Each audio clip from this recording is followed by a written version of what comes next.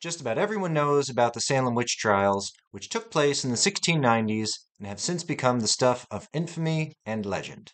A cautionary tale about religious extremism, the danger of an overbearing government, and made the term witch hunt something of a cultural meme. What is less well known is another incident which took place some 40 years later in the town of Mount Holly, New Jersey, which oddly paralleled the more well known and established account. Or did it? Welcome to Words and Coffee, where we talk interesting history about the Garden State and enjoy a cup of small batch roasted goodness. Today's brew is Catfight Coffee Company Iron Claw Morning Blend. Find the words if you dare. And the history is the alleged Mount Holly witch trials. Let's get to it.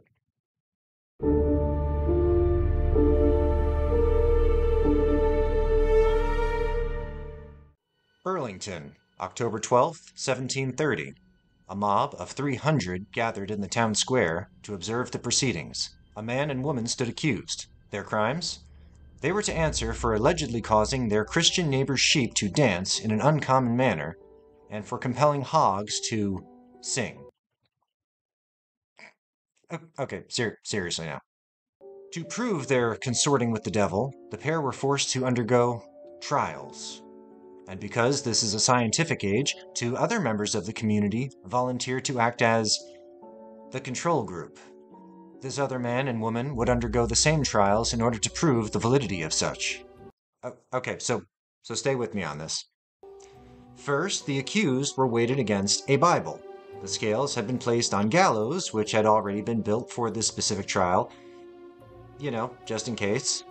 And it was believed that anyone with dark tendencies would be lighter than a weighty copy of God's Word. However, all four people were tested, and all four did in fact weigh more than the good book. Alright, that's one. But the crowd didn't give up. Science demands data. Proceeding to the local mill pond, the four were stripped down to check that they weren't hiding any weights, and their hands and feet were bound. The idea being that a witch would float while the innocent would sink to the bottom. Only the male control specimen sank, and presumably was fished out before he expired. But the two accused floated, and awkwardly enough, so did the female control. To this, the woman responded that it must have been because she was cursed by one of the real witches. The article ends in an apparent mistrial, blaming the woman's floating on the fact that they were still wearing shifts and that a retrial would occur on the next warm weather day.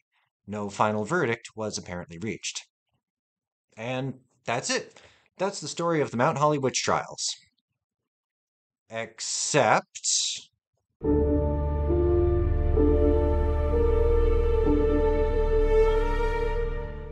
what has become kind of a recurring theme on this channel is the urban-rural divide. Supposedly enlightened city folk like to poke fun at their cultural inferiors, and if you don't buy that, I've got a bridge in Hollywood to sell you.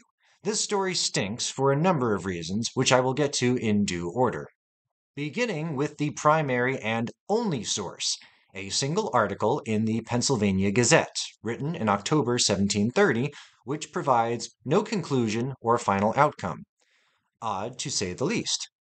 Especially when the infamous Salem witch trials were still very much in living memory, and in a part of the country run by the Quakers. Of relevance here, it's important to recall that the Quakers fled Massachusetts, for among other reasons, because of the Salem witch trials.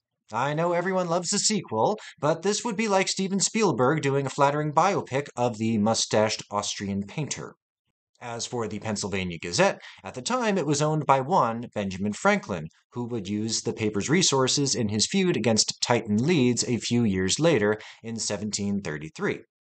Of relevance, you might recall that at the time, Benny Boy was 24 and didn't look like this, but rather this. And he wasn't above a bit of shitposting here and there, famously predicting competitor Titan Leeds' death based on astrological predictions, a none too subtle jab at the man's use of astrology in the Leeds Almanac. And then, when Titan did not in fact die and called him out for his nonsense, Franklin simply responded that, "Oh, Titan's ghost is harassing me." Ben Franklin, ladies and gentlemen. For those of you who have already seen my Jersey Devil video, you already know where this is going. Thus, it has been speculated that the Mount Holly witch trial was a bit of highbrow satire and that the events... It's false. No way. Not this time. We created it. Not this time. No, not this time. It's totally made up. And as usual, there's no concrete evidence for this. But I think I can make a pretty compelling case in favor of the satire argument. Ben Franklin originally fled from Boston, a mere 10 miles from the original Salem, a story that he surely would have been familiar with, and from there went to cosmopolitan Philadelphia as the original American runaway. And he wasn't above poking a little fun at what he considered to be rustic hillbilly types, Pineys in particular. His aforementioned decade-long feud via written word with Titan being the primary example, and a topic I have previously covered in depth. So we have a precedent for pranking in concept. What about the Quakers themselves? Well, it turns out we do have a real-world example for how they treat a member of the community, an apostate no less, following accusations of satanic curiosity. Daniel Leeds, the aforementioned Titan Leeds' father, was commonly referred to as Harbinger or Devil, or similar for use of pagan imagery in his almanac. This was fairly benign stuff like calling the month of March March instead of month number 3. I'm not saying the Quakers weren't just a little bit stodgy. As an aside, this escalated with Daniel being called Satan's Harbinger and all manner of unflattering names, and this is perhaps what led to an eventual association with the Masing, a Lenni Lenape forest spirit, and the birth of the Jersey Devil cryptid legend. The point is, for all that, they didn't put Danny or Titan through any witch trials, increasingly seen as an old world superstition and something the Quakers had been trying to distance themselves from, being former victims of it themselves at the hands of the Puritans. So, essentially, my argument boils down to the Quakers didn't engage in witch trials, and we have an example of what does happen when someone runs afoul of their community, and it amounts to written finger-wagging. The Mount Holly trials didn't happen.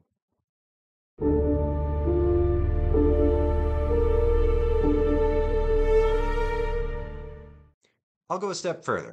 Colonial authorities did something that governments today never do and admitted they were wrong by pardoning the victims of the Salem trials in 1711. So why would they engage in another witch trial 20 years later? All right, folks, we really overstepped last time. But this time I think we really got some witches. So on the one hand, we have an alleged first-hand account of a witch trial perpetuated by those backward hicks across the river from our enlightened and modern city of Philadelphia.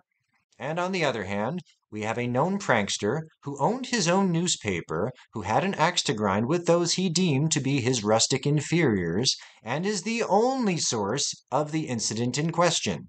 And just worth mentioning, there is a Salem in New Jersey about 30 miles away from Mount Holly, which I'm sure Franklin knew about, and it seems to fit with his sense of humor. In the end, as former victims of the witch trials, the Quakers would have seen such a public display as barbarous, but as the evidence either way is scant and has become something of a running gag on this channel, that'll about do it for me. If you stuck with me this far, thank you so much for watching. As usual, sources in the description. This has been Words and Coffee.